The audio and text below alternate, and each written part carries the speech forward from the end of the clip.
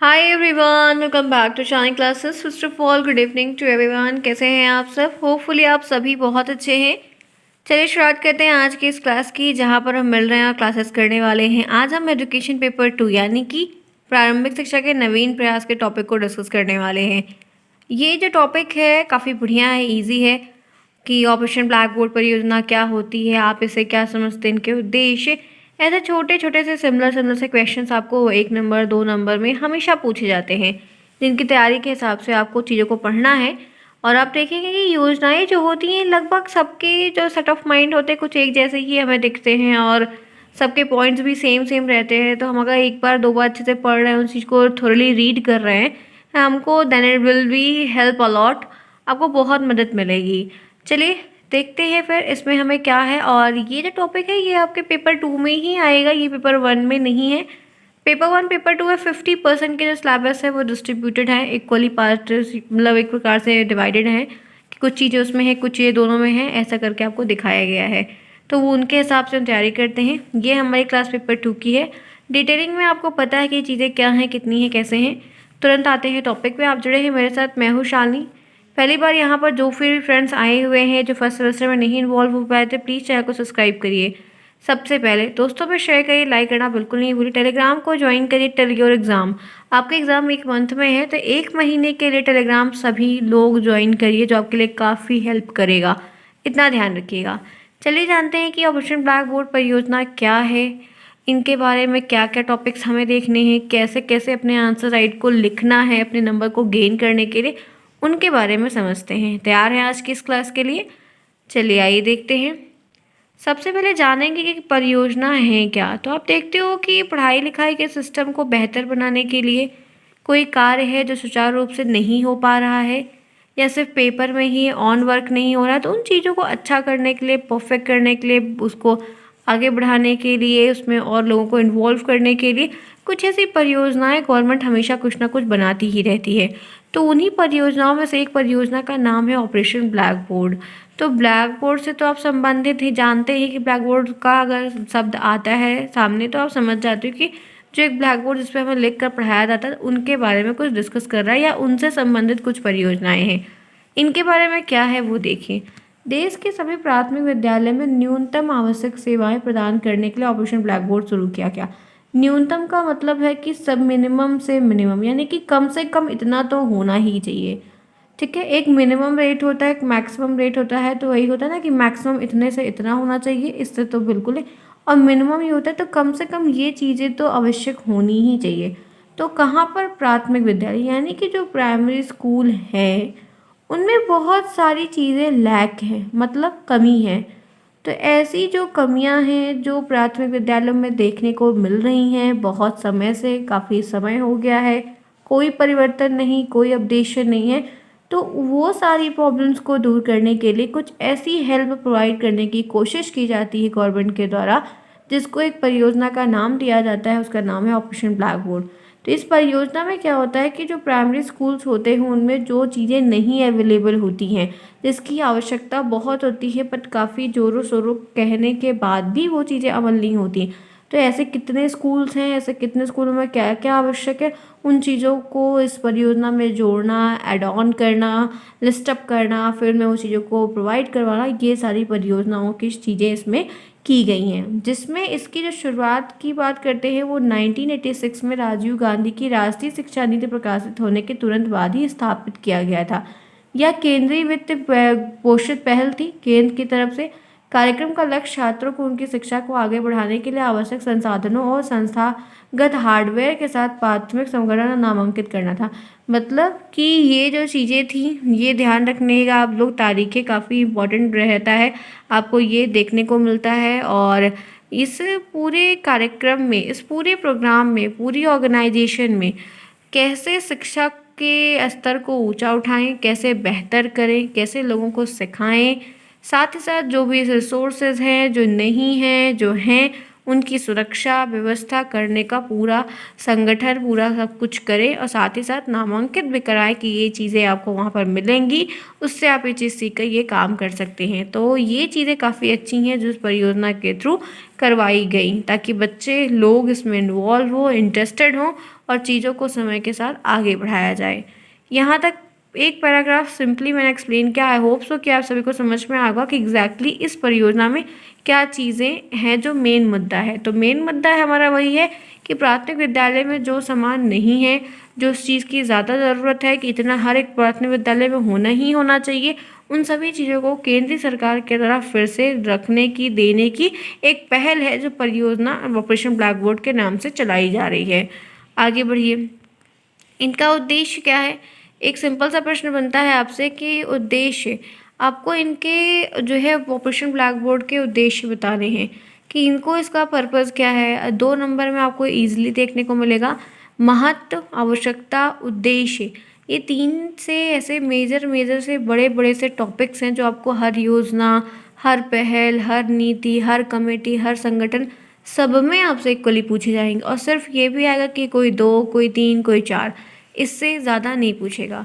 तो यहाँ पर भी सेम ऐसे ही है कि जो ये ऑपरेशन ब्लैक बोर्ड के बारे में हम और आप आज फिर डिस्कस कर रहे हैं, इनके ऑब्जेक्टिव्स क्या हैं। तो ऑपरेशन ब्लैक बोर्ड का कार्यक्रम का उद्देश्य प्राथमिक शिक्षा में जो गुणवत्ता और मात्रात्मक दोनों को सुधार करना, मतलब क्वालिटी के साथ क्वांटिटी फुल चीज़ों को भी ले आना। जिस चीज़ की एक बहुत बड़ी प्रॉब्लम है, बच्चे इस वजह से नहीं पढ़ पा रहे हैं, नहीं सीख पा रहे हैं, उनमें कुछ चेंजेस करना। इस धारणा के तहत बनाया गया था कि बेहतर सीखने के माहौल में अगर हमें कहचा एक अच्छा सा एनवायरनमेंट देते जहाँ पर बच्चा कुछ सीख रहा है, तो विद्यालय में नामांकन उससे बढ़ेगा, बच्चों के मन में उस चीज़ के लिए धारणा सही होगी और एक ग्रोथ भी देखने को स्कूल में मिलेगी। क्योंकि फिर ये होता है कि वहाँ पर अच्छा एक हमारे जो है बात बात के थ्रू चीज़ें फैल जाती है, तो सुनने में आता है कि बेहतर है कि अच्छा वहाँ पर जो प्राथमिक है वहाँ पर सारी चीज़ें प्रोवाइड की जाती है, बच्चों को अच्छे से पढ़ाया जाता है। हर माँ बाप चाहता है कि अपने बच्चे का भविष्य बेहतर हो। तो कुछ चीज़ें ऐसी होती हैं जिससे क्या होता है कि बच्चे फिर जाना शुरू करते हैं और नामांकन में भी ग्रोथ होती है। तो नामांकन ना होना भी एक बहुत बड़ी प्रॉब्लम है इन सारी चीज़ों का नहीं होने से। क्योंकि जब चीज़ें चलती हैं, सुचारू रूप से चलती रहती हैं, तो जिसका भी विद्यालय या संगठन या जो कुछ भी चीज़ें हैं, फिर उस चीज़ में गवर्नमेंट है या कोई भी है या जो चला रहा है, फिर वो एक मन लगता है कि नहीं यार होना ही होना है, करना ही करना है। बट जहाँ पर बच्चे नहीं दिखते, फिर वो चीज़ें उतनी इंटरेस्टिंग नहीं होती। जैसे आप लोग हैं, मैंने आप लोग को देखा है कि आप लोग को क्वेश्चंस कराए जाते हैं ऑब्जेक्टिव वाले, एमसीक्यूज़ वाले, तो आप लोग को बहुत अच्छा लगता है।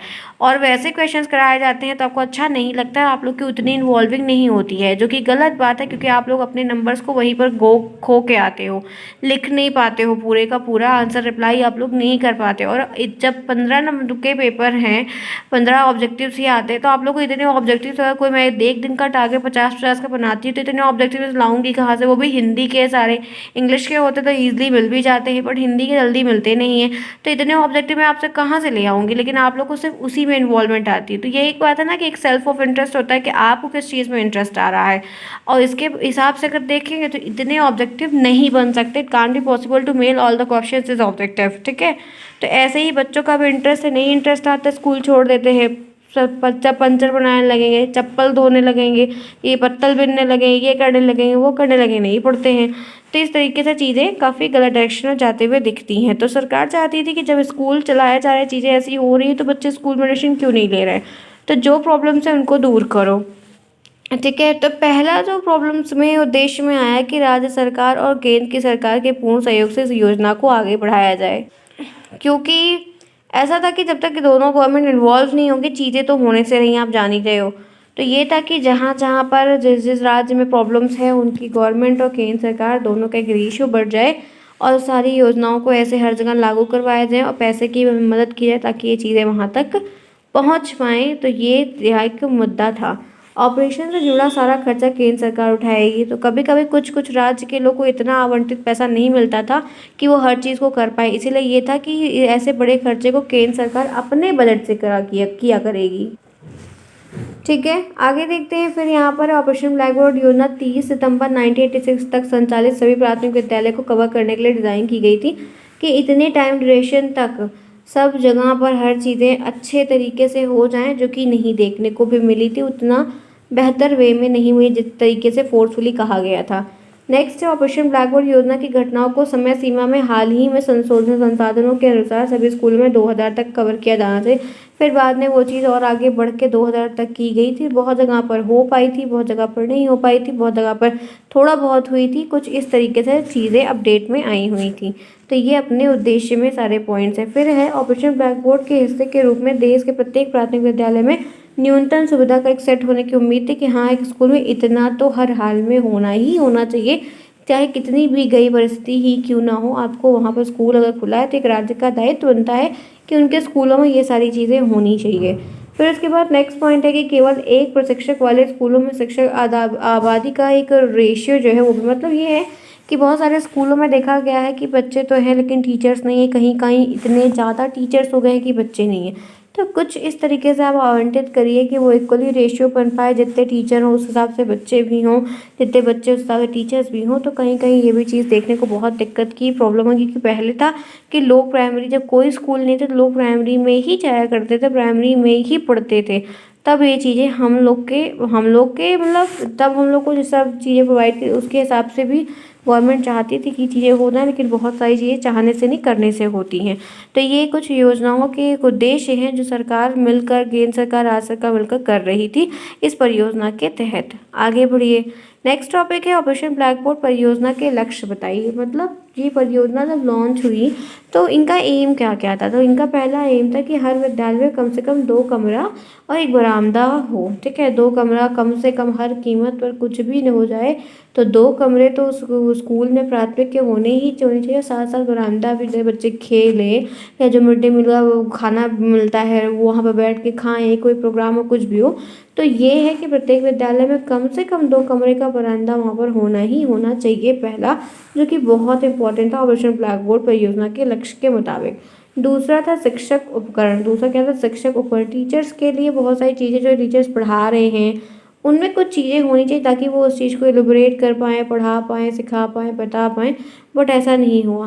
तो ये चीज़ें देखने में बड़ी प्रॉब्लम्स में भी देखने को मिली हैं। तीसरा यहाँ पर क्या है, कक्षा शिक्षण सामग्री। कक्षा शिक्षण सामग्री भी काफ़ी इंपॉर्टेंट थी कि बच्चे पढ़ रहे हैं तो वो भी से होता है ना, प्ले ग्रुप होता है तो वहाँ पर देखिए कितने सारे टॉयज़ हैं, अलग अलग गेम्स हैं, बच्चे को काफ़ी इंटरेक्टिंग लगते हैं, बच्चे फिर सीखते भी हैं। तो ऐसा सब कुछ होना चाहिए, क्योंकि गवर्नमेंट भी तो प्राइमरी के लिए ही कर रही है। तो प्राइमरी में छोटे बच्चे यहाँ आते हैं तो उनको ये सब चीज़ें चाहिए ही चाहिए होगी। खेल सामग्री होनी चाहिए, अच्छे अच्छे खिलौने होने चाहिए, टॉयज़ होने चाहिए, बहुत कुछ कुछ ऐसे खिलौने हो जिससे बच्चा कुछ साइंस सीखे, कुछ मैथ सीखे, कुछ और सीखे। प्राथमिक विज्ञान किट जो होनी चाहिए। लूज़र कुछ लघु औजार, छोटे छोटे कुछ औजार वगैरह भी होने चाहिए। कुछ ऑडियो के उपकरण वगैरह भी होने चाहिए जिसमें आवाज़ वगैरह कुछ आए, कुछ दिखे। पुस्तकालय के लिए अच्छी अच्छी पुस्तकें होनी चाहिए, बुक्स होनी चाहिए। ठीक है, विद्यालय के लिए घंटी, चौक, झाड़ू, कूड़ादान, ये सब तो स्कूल में होना ही होना चाहिए। जब स्कूल है, कोई स्कूल है तो फिर वाद्य यंत्र, कुछ तबला वगैरह, ढोलक, तबला, ये सब कुछ भी प्रेयर वगैरह होती है तो काफ़ी अच्छे तरीके से हो। ठीक है, स्वस्तिक वंदना वगैरह होती है तो कुछ अच्छे तरीके से हो, कुछ अच्छे अच्छे मतलब श्याम पट, ब्लैक बोर्ड हर जगह अच्छा हो, फर्नीचर्स अच्छे हो, बैठने की व्यवस्था बच्चों की अच्छी हो। तो ये सारी चीज़ें हर कीमत पर होनी ही होनी चाहिए ताकि ये बच्चे को इंगेजिंग हो, बच्चा आए, सीखे और ये सारी चीज़ें हों। शिक्षक के पास जो है व्यय के लिए अधिक धन के लिए धन हो, मतलब थोड़ा बहुत खर्चा वगैरह वो ये रखे या कुछ भी है। और लड़के लड़कियों के लिए अलग अलग व्यवस्था अगर होती है, ठीक नहीं होती है तो कोई बात नहीं, पानी पीने की व्यवस्था, खेलने की व्यवस्था हो, ऐसा बड़ा एक मैदान भी थोड़ा सा पास में ही हो। कुछ ऐसी चीज़ें हैं जो हर जगह पर होनी ही होनी चाहिए, जिनके बेस पे ये सारी चीज़ें बनाने का प्रयास किया गया था, गाइडलाइन सब कुछ लिखा गया था। तो बहुत जगह चीज़ें सही तरीके से थी, टॉयलेट वगैरह थे, कहीं जगह नहीं थे, तो ये सारी प्रॉब्लम्स भी देखने को मिला करती थी। अब इसमें कुछ चीज़ें हैं जो बहुत ही इंपॉर्टेंट है कि कैसे कैसे सामग्रियाँ किस में काउंट होती है। तो ऑपरेशन ब्लैक बोर्ड में 2 चीज़ें हैं, एक मुद्रित सामग्री होती है, एक गैर मुद्रित होती है। तो मुद्रित सामग्री में क्या क्या आता है, तो हम कहेंगे अध्यापकों का विस्तृत अभिन्यास का, मतलब टीचर्स क्या करना है, कैसे करना है, क्या सिस्टम है, क्या सेटअप है, लेसन प्लान, वो सारी चीज़ें। फिर पैकेज का खंड है कि 1 2 3 4 कैसे काट काट के वो कैसे सेमेस्टर से एग्जाम लेने, क्या दिखाना है, क्या सिखाना है, क्या बताना है, कैसे पूछना है, वो सारी चीज़ें आ जाती हैं। और जो गैर मुद्रित सामग्री होती है उसमें आपको देखो ब्लॉक के कुछ चीज़ें हैं, पहेलियाँ हैं, खेल खिलौने हैं, टाइल्स है, पट्टियाँ हैं, स्लेट्स हैं, ये आपकी जो है गैर मुद्रित में आएंगी। खेल खिलौने, कूदने की रस्सी, रबर की गेंद, टेनिस की गेंद, थ्रो बॉल, फुटबॉल, टायर, झूलने की रस्सी, हवा भरने वाला पंप, रिंग, ये सारे आपके गैर मुद्रित सामग्री में आएंगे जो कि होनी चाहिए। प्राथमिक विज्ञान किट वही फर्स्ट एड बॉक्स वगैरह होता है छोटा छोटा, जिसमें बैंडेज, पट्टी, ये सभी चीज़ें वहाँ पर होनी ही चाहिए। लघु औजार की किट भी होनी चाहिए, गणित की किट होनी चाहिए, बहुत अलग अलग जो है संदर्भ की किताबें होनी चाहिए, बाल पुस्तकें होनी चाहिए, पत्र पत्रिकाएँ होनी चाहिए, अखबार होना चाहिए। संगीत वाली कुछ चीज़ें ऐसी ही होनी चाहिए जो नहीं है, और बहुत सारी कुर्सी, बॉक्स, चौक, ये सारी चीज़ें भी वहाँ पर होनी चाहिए। तो ये रही आज की आपकी बहुत ही अच्छी सी क्लास। 15 मिनट की ये क्लास हुई। ऑपरेशन ब्लैक बोर्ड में इससे ज़्यादा प्रश्न नहीं आएगा, और आपको भी ना इससे ज़्यादा पढ़ना है, ना ही इससे ज़्यादा इसमें इन्वॉल्व होना है। So basic and so simple. आपको इसके 1 वर्ड बने तो मतलब एक लाइन नहीं बने तो आपकी इसकी तारीख पूछेगा, तारीख से आपको MCQs आएंगे, बाकी इनके लिखने को उद्देश्य और ये सारी चीज़ें आएंगी, तो आप एक नंबर 2 नंबर में लिख सकते हैं। ठीक है, तो फ्रेंड्स ये रही क्लास आपकी यहाँ पर हो गई है। ध्यान रखिएगा, समय के साथ आइए, समय के साथ पढ़िए। बाकी और जो टाइमिंग की क्लासेस वो समय समय पर होंगी। मिलते हैं फिर नेक्स्ट में। Bye bye, take care, see you soon.